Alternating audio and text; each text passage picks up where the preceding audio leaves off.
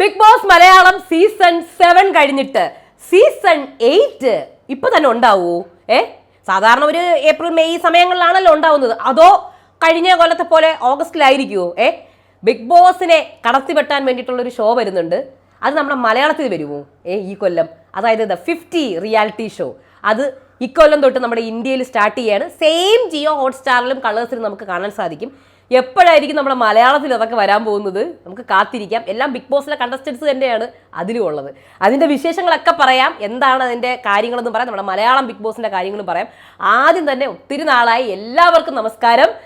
അപ്പോൾ നമ്മളൊരു big boss കഴിഞ്ഞ ഉടനെ നമ്മൾ വലിയ വീഡിയോസ് ഒന്നും ഇട്ടിട്ടില്ല. പിന്നെ നമ്മൾ ഷോർട്സ് ആണ് ഇടുന്നത്.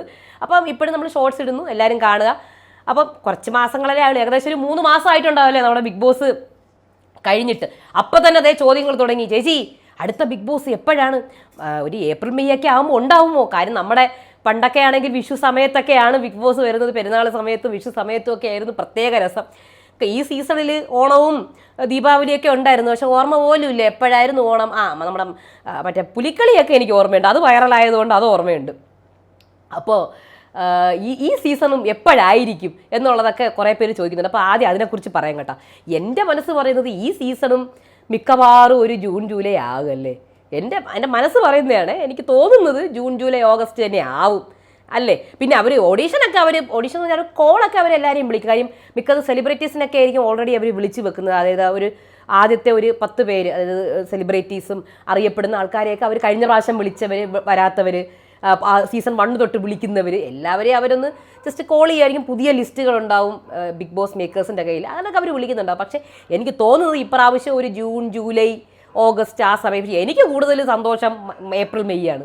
കാര്യം സമ്മർ വെക്കേഷനാണ്, നമുക്ക് സമാധാനത്തിൽ നിന്ന് റിവ്യൂ പറയും. ഇതിപ്പം സ്കൂൾ തുടങ്ങി, പിന്നെ ഓണപ്പരീക്ഷ, അങ്ങനെ ഇങ്ങനെയൊക്കെ. പക്ഷേ ഇത് മറ്റേ ഫൈനൽ എക്സാം ഉണ്ട്, എന്നാലും നമുക്ക് സമ്മർ വെക്കേഷനൊക്കെ ആകുമ്പോൾ നമുക്കൊരു സമാധാനത്തിൽ ഇരുന്ന് കാണാമല്ലോ.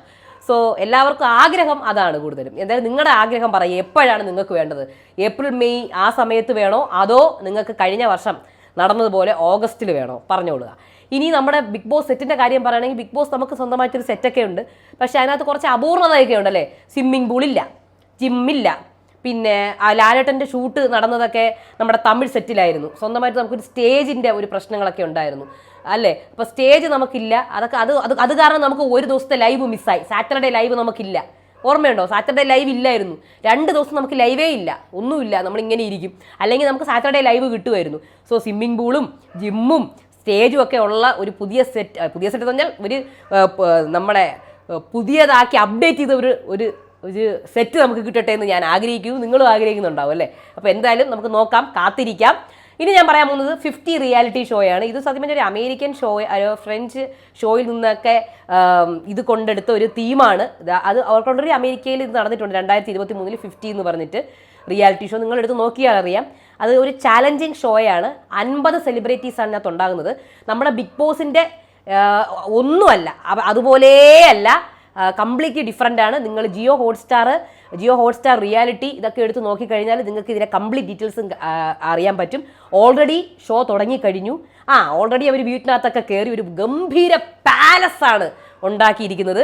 ബിഗ് ബോസ് പോലത്തെ റിയാലിറ്റി ഷോയാണ്, പക്ഷേ ബിഗ് ബോസിൻ്റെ രീതിയേ അല്ല. നോ റൂൾസ് എന്നാണ് പറയുന്നത്.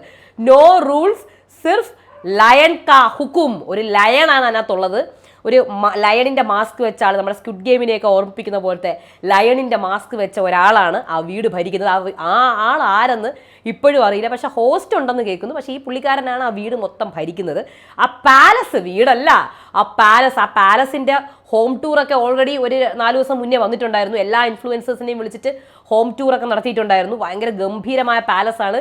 അതിനകത്ത് കിച്ചൺ ഇല്ല, ഇവർക്ക് ഫുഡ് വരും. 50 സെലിബ്രിറ്റീസ്, 50 ദിവസമാണ്. ചാലഞ്ചസ്, ടാസ്ക് ആണുള്ളത്. വലിയ വലിയ ടാസ്കുകളുണ്ട്, കുറച്ച് ക്രീപ്പി ടാസ്കുകളും കുറച്ച് ക്രേസി ടാസ്കുകളൊക്കെ ഉണ്ട്.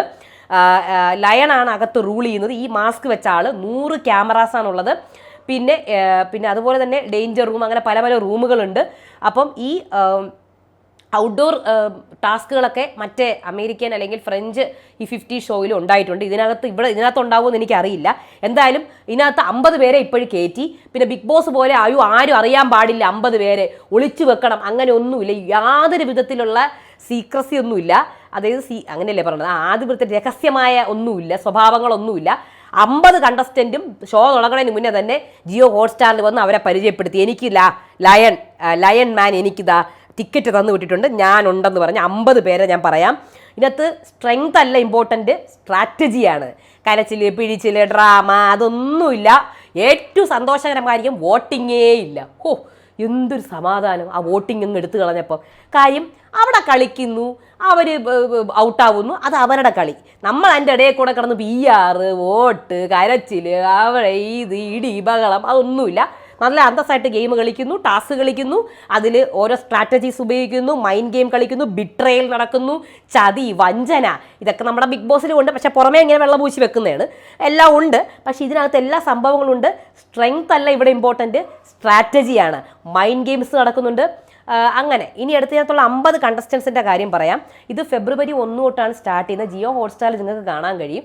സബ് ടൈറ്റിൽസ് ഉണ്ടാകുമോ എന്ന് എനിക്ക്, അതായത് കളേഴ്സിൽ വരുന്നതിന് മുന്നേ ജിയോ ഹോട്ട്സ്റ്റാറിലായിരിക്കും വരുന്നത് ടൈമിങ് കേട്ടോ. പിന്നെ ഇത് സബ് ടൈറ്റിൽസ് മലയാളം ഉണ്ടായിരുന്നുവെങ്കിൽ കൊള്ളാമായിരുന്നു. അപ്പോൾ ഇതിലെ കണ്ടസ്റ്റൻസിൻ്റെ ലിസ്റ്റ് ഞാൻ പറയാം. ആദ്യം തന്നെ അതിനകത്ത് കുറേ ബിഗ് ബോസ് വിന്നേഴ്സൊക്കെ ഉണ്ട്, പഴയ ബിഗ് ബോസ് വിന്നേഴ്സ്. പഴയ ആൾക്കാരൊക്കെ നമുക്ക് ഒന്നും കൂടെ കാണാൻ സാധിക്കും. എനിക്ക് കാണാൻ ഞാൻ എക്സൈറ്റഡ് ആണ് കേട്ടോ ഈ ഷോ. കാര്യം പുതിയ രീതിയിലുള്ള ഷോയാണ്. ബിഗ് ബോസിൻ്റെ റൂൾസേ അല്ല, ഒന്നുമല്ല, കംപ്ലീറ്റ്ലി ഡിഫറൻ്റ് ആണ്. നമ്മുടെ മലയാളത്തിലും ഇതുപോലത്തെ ഷോകൾ വരണം, എന്നാലേ നമുക്ക് ആകെ കൂടെ ഒരു ബിഗ് ബോസ് ഉണ്ട്. എല്ലാവരും കൂടെ അതിൻ്റെ മുന്നിലാണ്, പുറകെയാണ്. അപ്പോൾ ഇതുപോലത്തെ ഷോസ് വന്നാലേ നമുക്ക് ഇതിനെക്കുറിച്ച് കുറച്ചും കൂടെ കാര്യങ്ങൾ അറിയാൻ പറ്റുള്ളൂ. അപ്പോൾ ആദ്യം തന്നെ ഞാൻ ഇതിനകത്തുള്ള കണ്ടസ്റ്റൻസ് 50 കണ്ടസ്റ്റൻസ് കൺഫേംഡ് ആണ്. കാര്യം അവർ തന്നെയാണ് വന്ന് പറഞ്ഞേക്കണം ഞാൻ ഉണ്ടെന്നുള്ളത്. ഓൾറെഡി അവർ റിവീൽ ചെയ്ത് കഴിഞ്ഞു. അപ്പോൾ പിന്നെ നമുക്ക് പ്രശ്നമില്ലല്ലോ. അപ്പം അതിനകത്ത് ഇപ്പം നടന്നുകൊണ്ടിരിക്കുന്ന ഒരു കാര്യം കൂടെ പറയാം.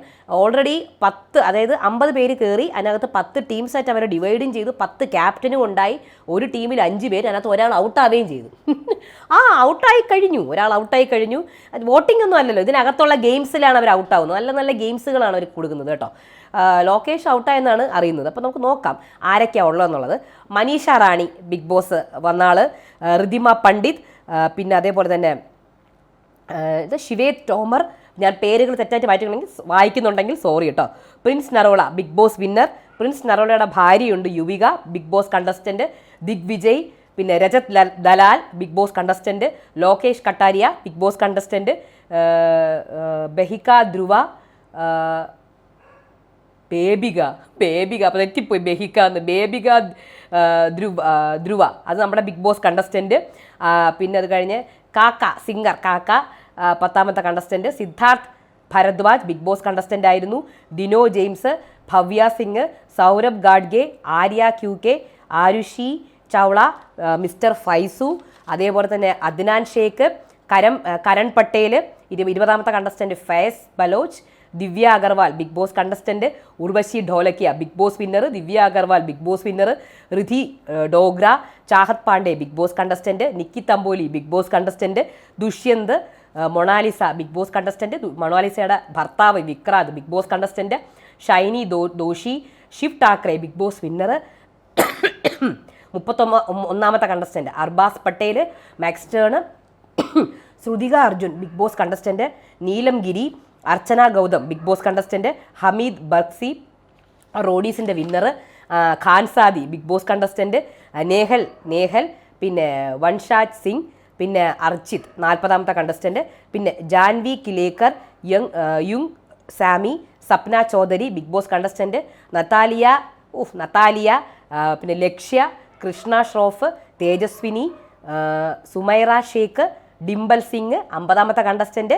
രജിത് ഇത്രയേ ഉള്ളൂ. എനിക്ക് പേര് ചിലപ്പോൾ തെറ്റിപ്പോവും. അപ്പോൾ ഇങ്ങനെ ഇത്രയും 50 കണ്ടസ്റ്റൻസാണ് ഈ 50 റിയാലിറ്റി ഷോയിൽ കയറി കഴിഞ്ഞിരിക്കുന്നു. നമുക്ക് 1-ാം തീയതി തൊട്ട് കാണാം. അപ്പോൾ ഞാൻ ജസ്റ്റ് അവരുടെ പേര് വായിച്ചതേ ഉള്ളൂ. അപ്പോൾ എന്തായിരുന്നാലും ഇതാണ് സംഭവം. അപ്പോൾ ജസ്റ്റ് ഇതിനെക്കുറിച്ചൊരു അപ്ഡേറ്റ് തരാൻ വേണ്ടി വന്നതാണ്. നമ്മുടെ മലയാളത്തിലും ഇങ്ങനത്തെ ഒരു ഷോ ഉണ്ടായിരുന്നെങ്കിൽ അല്ലേ, ബിഗ് ബോസ് കഴിഞ്ഞ പാട് തന്നെ നമ്മുടെ റിയാലിറ്റി ഷോയിലും സോഷ്യൽ മീഡിയയിലും ഇൻഫ്ലുവൻസേഴ്സൊന്നും ഒക്കെ എടുത്തിട്ടുള്ള ഒരു 50 പേരെ, 50 ആൾക്കാരെ 50 ദിവസത്തേക്ക് 100 ക്യാമറയുള്ള ഒരു വലിയ കൊട്ടാരത്തിലേക്ക് കയറ്റി വിടുന്നു. അവരെ കൊണ്ട് പല ചാലഞ്ചേഴ്സും ചെയ്യിപ്പിക്കുന്നു, സ്ട്രാറ്റജി ചെയ്യിപ്പിക്കുന്നു, പല ക്രേസി ടാസ്കുകൾ, ക്രേസി ടാസ്കുകളൊക്കെ അവരെ കൊണ്ട് ചെയ്യിപ്പിക്കുന്നു. പിന്നെ നല്ല ഫിസിക്കൽ ടാസ്കുകളും ഉണ്ട് കേട്ടോ. ഞാനതിൻ്റെ വീഡിയോസ് എടുത്ത് നോക്കിയപ്പോൾ നല്ല രീതിയിലുള്ള ഫിസിക്കൽ ടാസ്കും പിന്നെ കുറച്ച് സ്ട്രാറ്റജീസ് ഉപയോഗിച്ചിട്ടുള്ള ടാസ്കുകൾ, പിന്നെ അതേപോലെ തന്നെ കുറച്ച് കാൽക്കുലേഷൻസ് ഉപയോഗിച്ചിട്ടുള്ള ടാസ്കുകളുണ്ട്. അങ്ങനെ കുറേ നമ്മൾ കുറേ കാര്യങ്ങളൊക്കെ അറിഞ്ഞിരിക്കണം. വെറുതെ അങ്ങോട്ട് കയറി ചെന്നാൽ പോരാ, കുറേയൊക്കെ നമുക്കൊരു ബുദ്ധിയും സ്ട്രെങ്ത്തും ഒക്കെ നമ്മൾ കുറേയൊക്കെ പ്രയോഗിക്കണം ഇതിനകത്ത്. പിന്നെ അതിൻ്റെ അടുത്ത് കുറച്ച് കാർഡ്സും എല്ലാം വെച്ചിട്ടുള്ള ഒരു ഗെയിമാണ്. മൊത്തത്തിൽ ഇത് കൊണ്ടുപോകുന്നത് ലയൺ എന്ന് പറഞ്ഞ ഒരു മാസ്ക് മാനാണ് ഇത് കൊണ്ടുപോകുന്നത്. പുള്ളിക്കാരൻ്റെ മുഖം ഇപ്പോഴും ആരെന്നൊന്നും അറിയത്തില്ല.